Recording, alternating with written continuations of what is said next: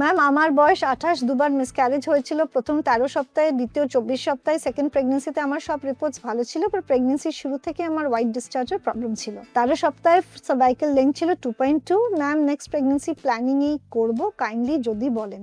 আপনার অনেক জিনিসই জানার আছে, আপনার প্রশ্নটা পড়ে আমি বলতে পারবো না যে নেক্সট প্রেগনেন্সিতে কেমন করে মিসক্যারেজ অ্যাভয়েড করবেন, কিন্তু হ্যাঁ নেক্সট প্রেগনেন্সির আগে আপনি কিন্তু কিছু টেস্ট করে নিতে পারেন। সেটা কিছু ব্লাড টেস্ট থাকে যে আপনাদের কোনো ইমিউনোলজিক্যাল প্রবলেম আছে নাকি। সেকেন্ডলি আমরা একটা হিস্ট্রোস্কোপি করে ভেতর জরায়ুর ভেতরের জায়গাটা দেখি সেটার ভেতরে কোনো জন্মগত সমস্যা আছে নাকি অথবা জায়গাটা ছোট আছে নাকি। আপনার যে সার্ভাইকাল লেন্থ আপনি বলছেন 13 সপ্তাহে 2.2 সেন্টিমিটার, সেটা কিন্তু কম ছিল।